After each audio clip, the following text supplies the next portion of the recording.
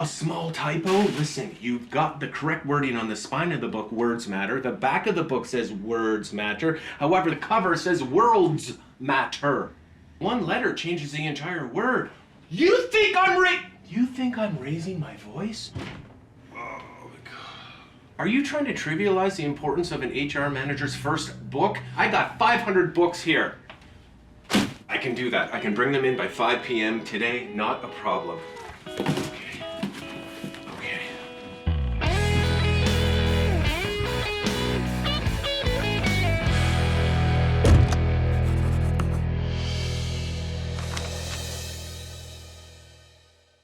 Emma, I need you to eat. Come on.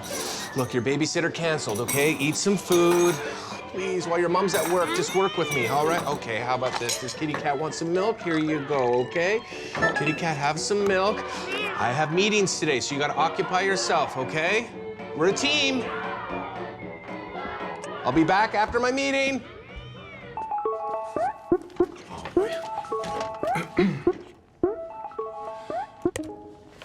Hello, Nikki. Hi, John. Thank you very much for joining me today. How's it going over there in St. Louis? It's going pretty well, John. Thank you. Now, Nikki, as you know, I am Jon Dore, your HR manager. I want to thank you for accommodating this virtual meeting today. Well, I know this is a new gig for you, so I haven't seen you in this, like, kind of environment. I have entered a new position in my career, but this is a simple performance review. My plan is to discuss a lot of your accomplishments and then also shine a light on some areas of improvement. How does that sound for you? Sounds good. A quick overview here, Nikki. You've been with the company for 18 years. Tonight Show and Late Show appearances, 2 Netflix specials, Not Safe with Nikki Glaser. Nikki, what 2 words would your fellow employees, comedians, use to describe you? Nice, and I can like say dumb things so sometimes, so like an ass, so like nice ass. Okay, so I'm writing down nice ass. Is that correct? Yes. Nikki, I saw that you were featured on a Tom Green podcast. There seemed to be some audio issues. Do you remember if Tom performed a full audio check? No, John, he did not perform any audio check that I can remember. Okay, that's problematic. I'll have to follow up with Tom. Thank you. Sure.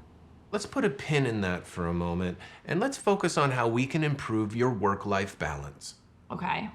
In an Instagram post, you said, "I'm resuming my 2020 theater tour outside, and this time I'm bringing my dad. He will open with 2 songs and then go into a soundproof isolation booth backstage so I can freely talk about my vagina." Nikki, I love that idea. Have you patented the soundproof isolation booth concept? I do not have a patent yet, but the daddy caddy is something I'm working on so that other comedians can bring their dads on the road. It's just a trunk that your dad climbs into and, you know, folds up into, and it's soundproof. It's really a coffin, to be honest with you, which you can then use as a coffin when your dad dies. Excellent merchandising opportunity, and I like its dual functional use. Thanks.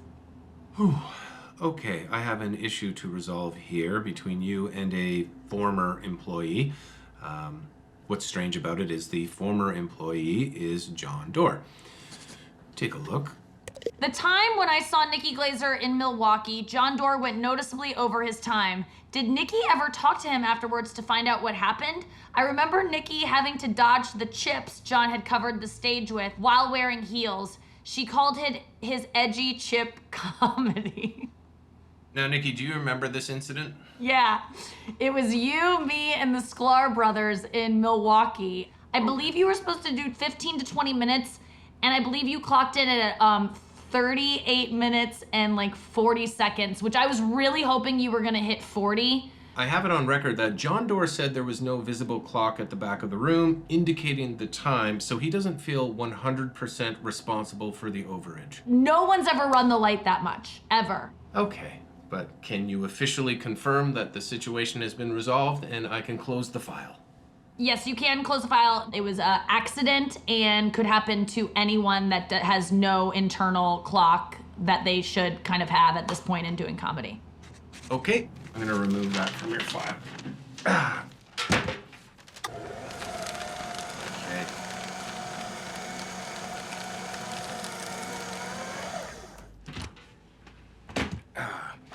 Now, Nikki, in a quote, you said you approach roasts as if they were math problems, with each target representing an equation that can only be solved in the most vicious manner possible.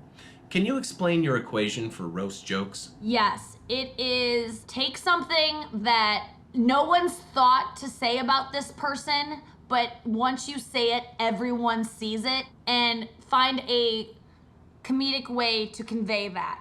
If you can, why don't you try and roast this handsome devil?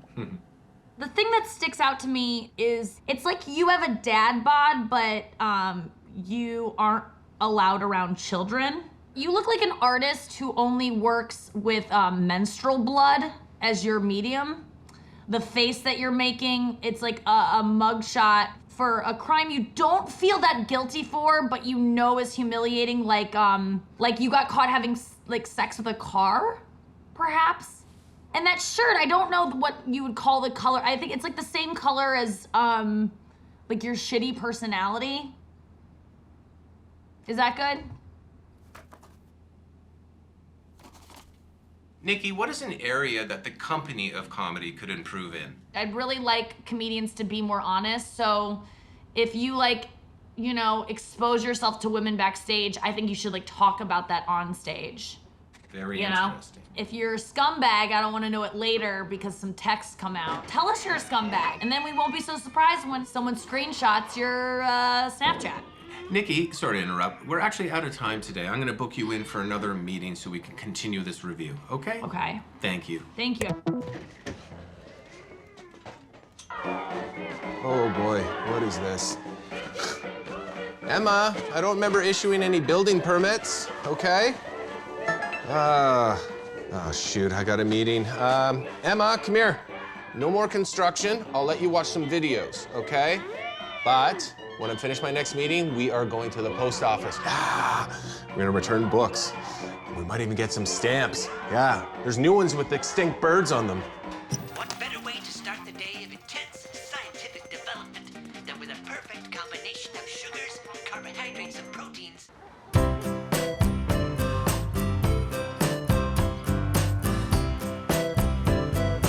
There's a guy that lives underneath me.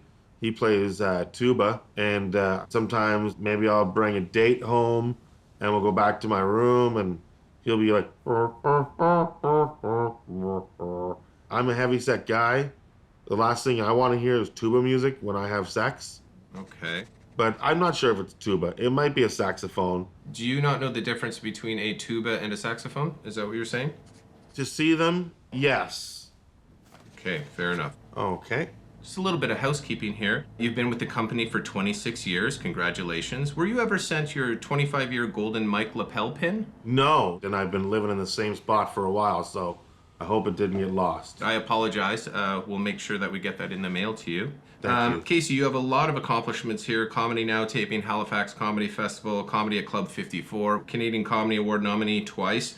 You have a very balanced professional scorecard, and we're very happy. Thanks for having me. In your file here, it says there's a Corbin in reference to a Comedy at Club 54 performance. The host screwed up my name, and then he said he'd fix it, and he never fixed it.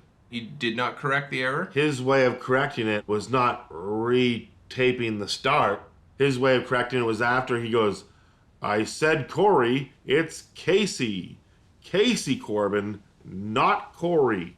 I don't have a lot of that on file, but I'm glad we were able to clear up this discrepancy between Casey Corbin and Corey Corbin. Okay. Casey, today I'd like to focus on how you're balancing work and life. What is your current living situation? I live with my roommate. He's also a comedian as well. And what is this comedian's name, please? Jeff. Okay, so Jeff and Corey living together. Casey. Casey, pardon me. Okay.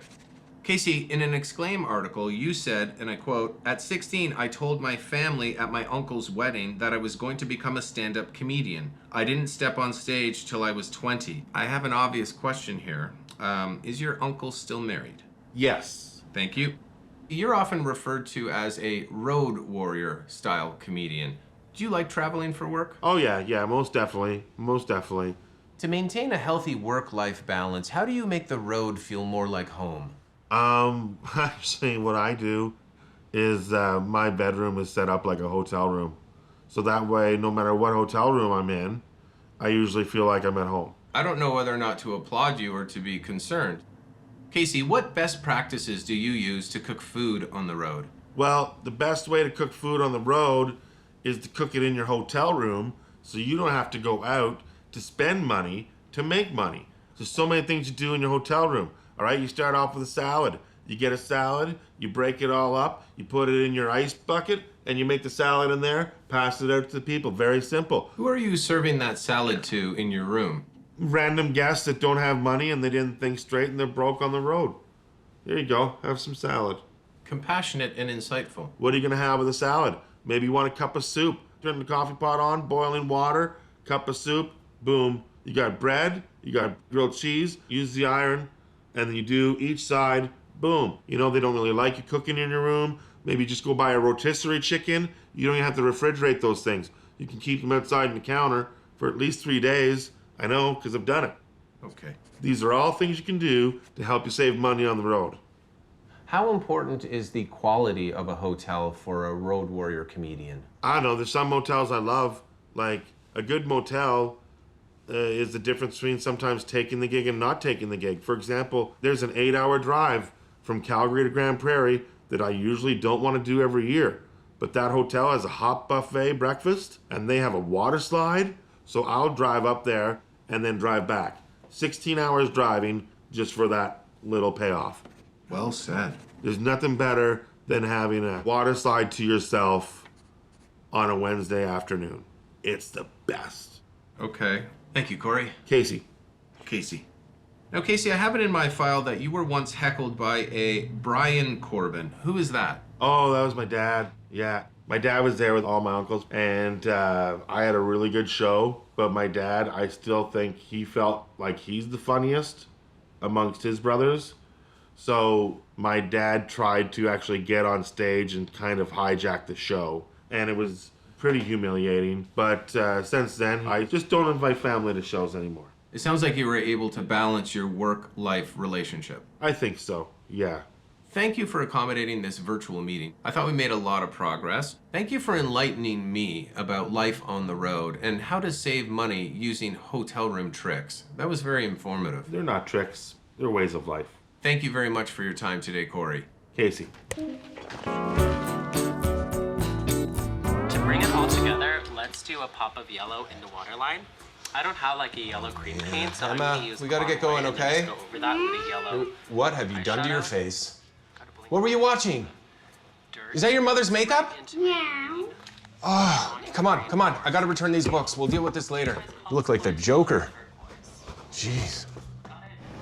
Oink, oink, snort, snort, oink, snort, square. I wanna be a pig, a roly-poly pig, roll in the mud all day. Okay, let's do this. Cool and being cool's cool. I wanna be cool like a pig. What a pig said. Oh, come on. No. Come on. Hey, Emma, can you see the keys? Emma, can you get the keys? I wanna be a pig, a roly-poly pig. Okay, can you open the door? Can you try? Can you open it? I wanna stand up with my tail and my Okay, can you snout. unbuckle I yourself? wanna Unbuckle be cool yourself. Like a pig, what a pig say. Oink, oink, Can you? snort, snort.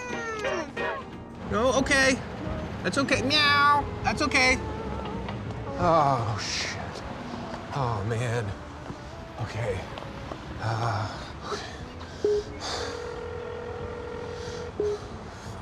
Lock.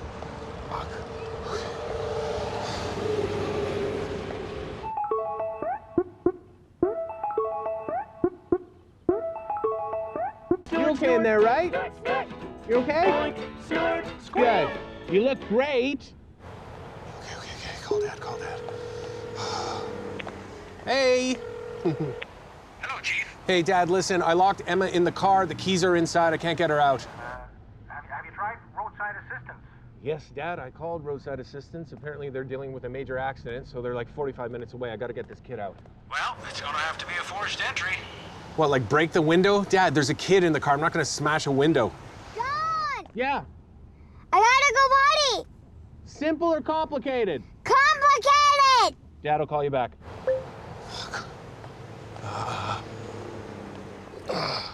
Okay, Emma, cover your eyes, okay? Cover your eyes. May the Lord forgive me. Now,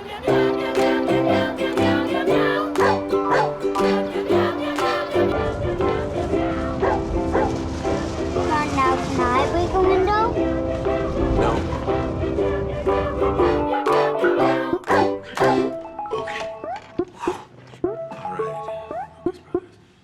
Apologies, Kenny and Keith. I've got a busy day over here, but thank you for accommodating this virtual meeting. We were totally down, but I think you definitely should have been on time. Yeah. I do not disagree, and I will put that in my file as something to work on. It's something about professionalism that I think is lacking in the comedy community. Be on time. You're absolutely correct. I apologize. Well, I'd like to start with some basic housekeeping. You started with the company in 2009. You made your late night debut on Jimmy Fallon in 2012. You have a Netflix special titled On Drugs. Lucas Brothers, today I'd like to focus on your work-life balance. Absolutely. Not a problem. Quick housekeeping here. Who should I put down as your emergency contact? Our mom? Yeah, I would put our mom, Mary Lucas. Yep. Yes, I have Mary Lucas in your file, and you'd like her to be your emergency contact? Yes. For the both of us. For the both of us, If okay. we get robbed or, God forbid, we're kidnapped and held hostage, you will want to call our mom. Does Mary have an expertise in hostage negotiating? She had to raise twins, and we were constantly in conflict, and she had to be the mediator in our issues. So I imagine she'd be able to talk to a hostage guy. What do you call those guys? Kidnappers. Now, in a hostage situation, what if Mary was forced to choose between Kenny and Keith? I think she'd choose Keith. You called more, No, that's not true. You called her 2 days ago. I did call her 2 days ago. I didn't call her this week, so. Yeah. I'm worried there may be a communication problem between the two of you and your mother, Mary. Can you explain the story behind this tweet?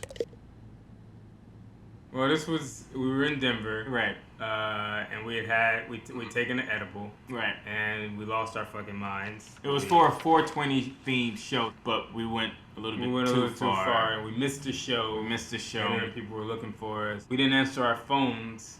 So our mom, she went to Twitter, which was weird. Okay, and she is your emergency contact, correct? She is our emergency contact. She is our Are you 100% sure that if only one of you gets high, the other one would not feel the sensation? When I get stoned, I can't feel there's no telepathic. We don't have superpowers. Yeah. That's the thing. People think twins are these, otherworldly superhuman creatures. It's very offensive, twin discrimination. We're not mutants. I wasn't asking if the two of you could fly. If you get stoned, can I feel it? That is crazy. That's insane. That doesn't make any sense. My apologies. I have a lot to learn. We're just two dudes who look alike. That's it. What is an area that the company of comedy could improve in? I think comedy needs more black identical twins. Absolutely. I think it's severely lacking. And they don't accommodate black identical twins. Like there's always like one mic. It's always one mic. And one stool. We don't get 2 green rooms. Don't get 2 green rooms. Twin jokes. You look at the top 50 comedians of all time. All singletons. Yeah.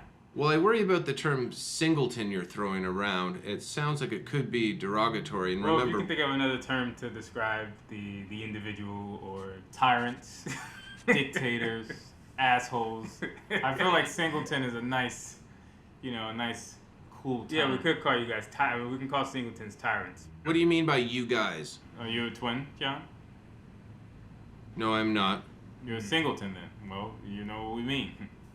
Well, I mean, I have not confronted my implicit bias when it comes to twins. No one has. No one puts themselves in our shoes. They walk the path of a singleton. They don't walk the path. Instead of wearing 4 shoes, they wear 2. Right. We don't get more stage time. So that's ridiculous. If you give a singleton 15 minutes, you give us 15 minutes. We deserve 30. We deserve 30 minutes. Right. Well, I mean, in the set amount of time, 45 minutes, as I look at your LPMs, it suggests that you're doing the same amount of material as a singleton. Yes, because we've been allotted the same amount of time. If we got more time, we'd do more material. Right. Not to push back too hard, however, if a singleton comedian had more time, they could also do more material. Right, and maybe we have to sue the company and to make sure that our people are represented. How would you like that? Okay, well, I apologize. I was never implying... Nevertheless, it's discriminatory and offensive. You're supposed to be on our side. Or is he? Are you? Okay. I don't know what side. I think he's on the side of singletons. Looks can be deceiving. Simply because you see something that appears to be similar doesn't necessarily mean it is similar. Right. And that's the problem with being a twin in the singleton universe. Well, I would like to thank the two of you for accommodating this virtual HR meeting. If I've learned anything, it's that maybe I have some self-improvement to do. I will definitely work on eliminating the prejudice from singletons in the world of comedy. Thank you for bringing that to my attention. You're very welcome, John. Of course, anytime.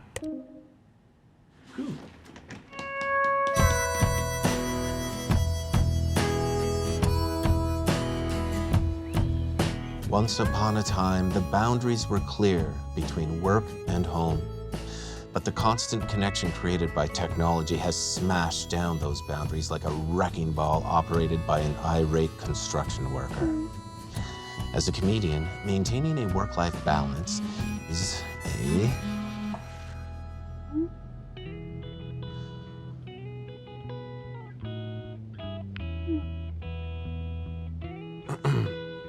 As a comedian, maintaining a work-life balance is a difficult task that requires discipline and a good set of problem-solving skills on stage and off.